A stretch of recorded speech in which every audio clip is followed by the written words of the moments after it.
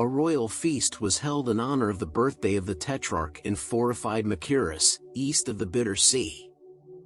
The Tetrarch, Herod, and his wife, Herodias, together with Salome were there, and all the men and women of the royal court were there. And when the feast was done, lo, look, all the guests and courtiers, who are the advisers and companions of the royal court, they were all drunk with wine, and they danced and leaped about like children in their play.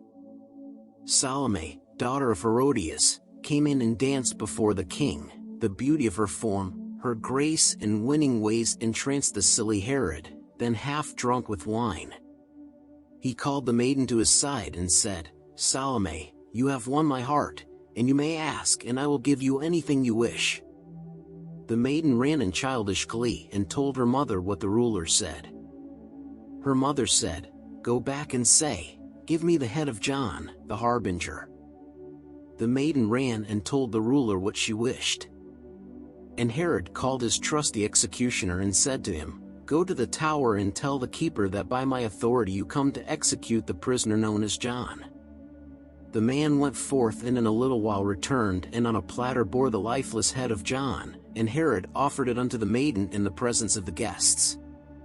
The maiden stood aloof, her innocence was outraged when she saw the bloody gift, and she would touch it not. Her mother, steeped and hardened well in crime, came up and took the head and held it up before the guests and said, "This is the fate of every man who dares to scorn, or criticize, the acts of him who reigns." The drunken rabble gazed upon the gruesome sight with fiendish joy. The head was taken back unto the tower, the body had been given unto holy men who had been friends of John, and they placed it in a burial case and carried it away. They then bore it, the body of John, to the Jordan, which they crossed just at the ford where John first preached the word. And through the passes of the Judean hills they carried it. They reached the sacred grounds near Hebron, where the bodies of the parents of the harbinger lay in their tombs. And there they buried it, and then they went their way. Now, when the news reached Galilee that John was dead, the people met to sing the sonnets of the dead.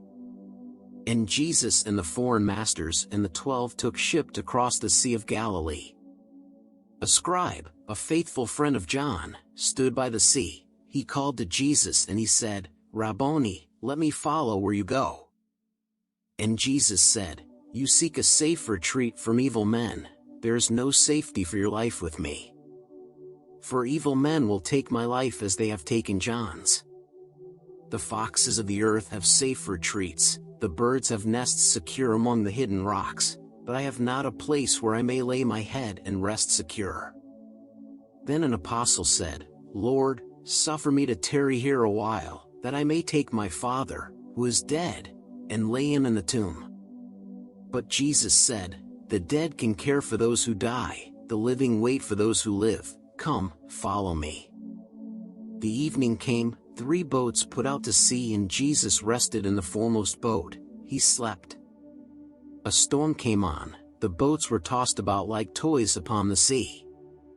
The waters swept the decks, the hardy boatmen were afraid lest all be lost. And Thomas found the master fast asleep. He called, and Jesus woke. And Thomas said, "Behold the storm, have you no care for us? The boats are going down." And Jesus stood, he raised his hand, he talked unto the spirits of the winds and waves as men would talk with men. And, lo, look, the winds blew not, the waves came tremblingly and kissed his feet, the sea was calm. And then he said, "You men of faith, where is your faith? For you can speak and winds and waves will hear and will obey." And the disciples were amazed. They said, "Who is this man that even winds and waves obey his voice?"